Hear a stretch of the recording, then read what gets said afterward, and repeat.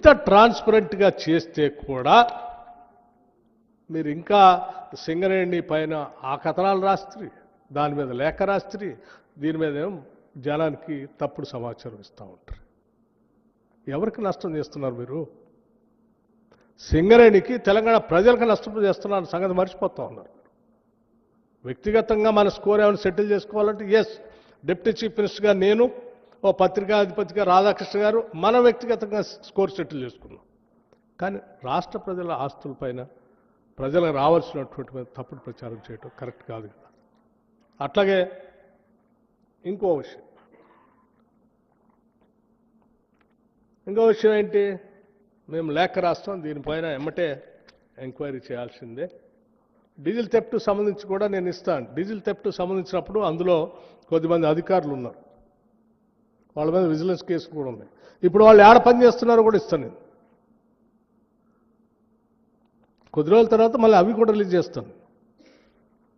సరే, పదే సుజన్ రెడ్డి ముఖ్యమంత్రి బామర్ది మొత్తం సింగరేణి అంతా ఆయన దోసుకుంటుండో, బట్టి విక్రమార్క వచ్చి సైట్ కండిషన్ పెట్టి దాన్ని అడ్ చేసి ఇది చేసినంటే అన్నీ చెప్పాను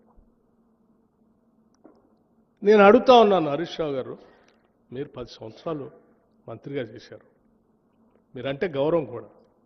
సరే, మీరు లేఖ రాసినందుకే వారు కూడా వచ్చారు, ఇవన్నీ ఎగ్జామిన్ చేస్తుంటే ఇవన్నీ బయటకు వస్తూ ఉన్నాయి, చాలా సంతోషం. మీకు ఏం కావాలా? ఏం కావాలి మీకు? వీటి మీద ఎంక్వైరీ కావాలా? రైట్, మీరు వారికి వీరికి ఎందుకు రాస్తారు? నాకు రాయండి, నేను అందుబాటులో ఉన్నా కదా. నాకు రాయండి, మీకేం కావాలో.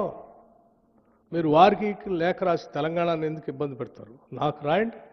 2014 నుంచి నేటి వరకు, నేటి 9 ఆ టెండర్ క్లోజ్ దగ్గర వరకు మొత్తం అన్నిటి మీద మీరు ఎంక్వైరీ చేయండి, సిట్ వేయండి, లేకపోతే ఇంకేదైనా ఎంక్వైరీ చేయండి, మీరు చేపించండి. తెలంగాణ ప్రజల ఆస్తులు ఇవి కావాలి అని చెప్పి మీరు నాకు రాయండి. నేనే డిప్యూటీ చీఫ్ మినిస్టర్గా ఈ శాఖని బాధ్యత, ఎనర్జీ శాఖను చూస్తున్న వ్యక్తిగా, మా ముఖ్యమంత్రి గారు వాళ్ళు ఊళ్ళో లేడు, దావోస్లో ఉన్నారు. వారు రాగానే వారితో మాట్లాడి వారిని ఒప్పించి మొత్తం 2014 నుంచి ఇప్పటి వరకు జరిగినటువంటి కాంట్రాక్ట్స్, బిడ్స్, సింగరేణిలో జరిగిన ఈ అన్నిటిపైన ఇంక్లూడింగ్ తాడిచెర్ల ఓబీ కాంట్రాక్ట్తో సహా మాకేం అభ్యంతరం లేదు.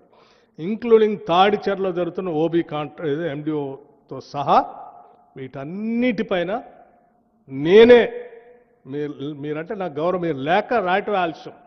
ముఖ్యమంత్రి గారు రాగానే నేనే ఫస్ట్ అపాయింట్మెంట్ తీసుకొని పోయి వారి దగ్గర కూర్చొని వీటన్నిటి మీద ఎంక్వైరీ చేయాల్సిందే, మీరు చేస్తారా లేదని కూర్చుంటాను, చేపిస్తాను.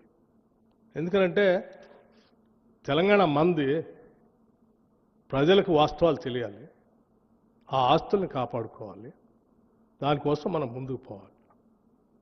ఏమండి, అడ్డగోలుగా నా చేతిలో నేను అధిపతిని, నేను రాస్తే ఏదైనా నడుస్తుంది అని రాస్తానంటే కుదరదండి.